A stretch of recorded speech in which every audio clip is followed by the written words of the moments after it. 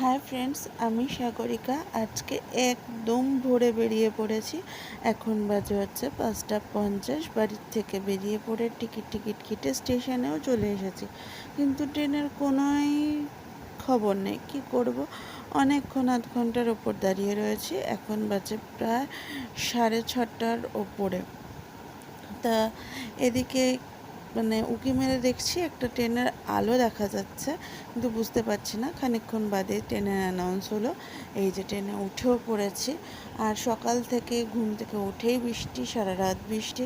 তো দেখো ঢুলু চোখ। কালকে টেনশনে ঘুম হয়নি, যেহেতু ভোরবেলা উঠতে হবে। আর দেখো চারিদিকে সবুজ গাছপালা কিরম আনন্দে মেতে উঠেছে, কারণ সবুজ গাছপালাগুলো এই সময় ওরা এত রোদ্দুরে কষ্ট পেয়েছে, এই জল পেয়ে যেন ওরা আবার প্রাণ ফিরে পেয়েছে। দেখেই মনে হচ্ছে না, ওরা যেন বলছে আমরা আবার প্রাণ ফিরে পেয়েছি। আমার তো দেখে খুব ভালো লাগছে। তোমাদের দেখে ভালো লাগছে সবুজ গাছপালাগুলোকে? বলো তো, ওরাও কত কষ্ট করে রোদ্দুরে। তো চলে এসেছি স্টেশনে। দেখো স্টেশনে প্রায় ঢুকেও গেছি। ট্রেন থেকে নেমে ব্রিজে উঠে গেছি। তা ব্রিজে উঠে গেছি। এখন প্রায় বাজে 6:45 মতো। তা ম্যাজিকে উঠে গেছি। সামনে বসেছি, কারণ আমি পেছনে বসতে পারি না। পেছনে অনেক চাপাচাপি। সামনে দুজন মহিলা বসে পড়েছি আমরা।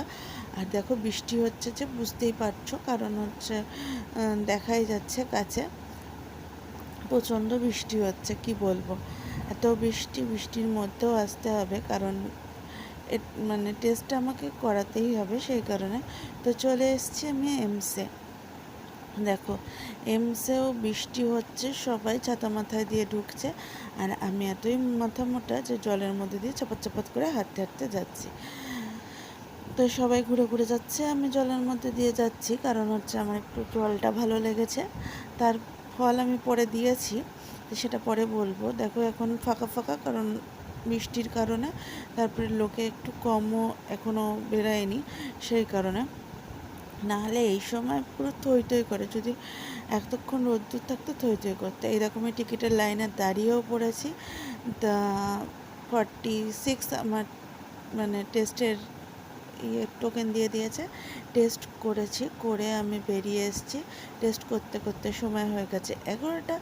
এবার খাওয়া দাওয়া করবো, তাই ক্যান্টিনে যাব। দেখো মাস্ক পরে নিয়েছে, এখন মাস্ক তো বাধ্যতামূলক। তা বাইরে বেরিয়ে এসেছি, ক্যান্টিনে যাব বলে খুঁজছিলাম টোটো, কিন্তু টোটো বেরিয়ে গেল। হেঁটেই যাই, আর কি করব। এদিকে জোত্তার খিদে পেয়ে গেছে, এই যে ক্যান্টিনের সামনেও চলে এসেছি।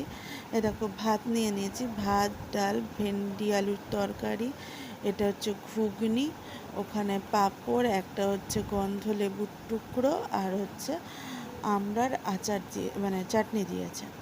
তা খেয়ে নিই। পুরো ভাত তো আমি তো খেতে পারবো না, ওই অল্প অল্পই যেটুকুনও খেতে পারবো।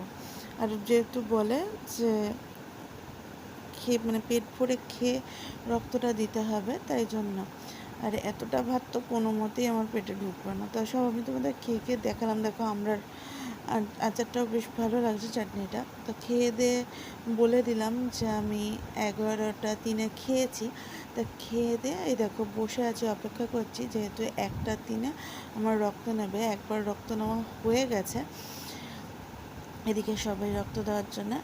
তো রক্ত আমার 1টা 3 দেওয়া হয়ে গেছে। বেরিয়ে দেখো কালো মেঘ করে রয়েছে, আবার বৃষ্টি নামবে। তো বৃষ্টি বলতেই বৃষ্টি নেমে গেছে, তো আমাকে ছাতা খুলতে হবে। দেখো চারিদিকটা কত সুন্দর লাগে, এখানে এলে আমার মনটা ভরে যায়। কারণ হচ্ছে এত সবুজ এত ভালো লাগে আমার, কি বলবো। আর একজন তো এদিকে সেলফি তুলছেন ইনি। তা আমি যেহেতু ভিডিও করছি, উনি তো জানে না।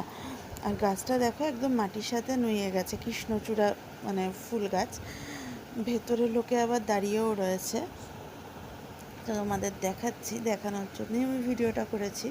বললাম তো সবুজ গাছপালা জল পেয়ে আরও সবুজ হয়ে এত সুন্দরভাবে, কি বলবো, মনে হচ্ছে যেন ওরা হাসছে, প্রাণ ফিরবে। তো এখন আমি বাড়ির দিকে রওনা দিচ্ছি। এই দেখো অটোয় উঠেও গেছি, অটোর সামনে বসেছি। কি করব, পেছনে 3জন লোক বসে পড়েছিল, তো সামনে আমি বসেছি। এই দেখো অটো করে এখন ফিরছি। টেস্ট তো করা হয়ে গেছে, এবার রিপোর্ট তো এখন তো পাবো না, রিপোর্ট একবারে আমি যেদিনকে আমার দেখানো থাকবে সেদিনকে নেব। তো চলে এসেছি স্টেশনে, এই দেখো বাড়ির গলিতেও ঢুকে গেছি। তা আজকের মতো ভিডিওটা এখানেই শেষ করি। যদি ভালো লেগে থাকে তাহলে লাইক করবে, কমেন্ট করবে, শেয়ার করবে, আমার চ্যানেলটাকে সাবস্ক্রাইব করবে। আর সাথে ম্যামের সাথেও দেখা হয়ে গেল। তো সবাই ভালো থেকো, সুস্থ থেকো, টাটা, বাই বাই।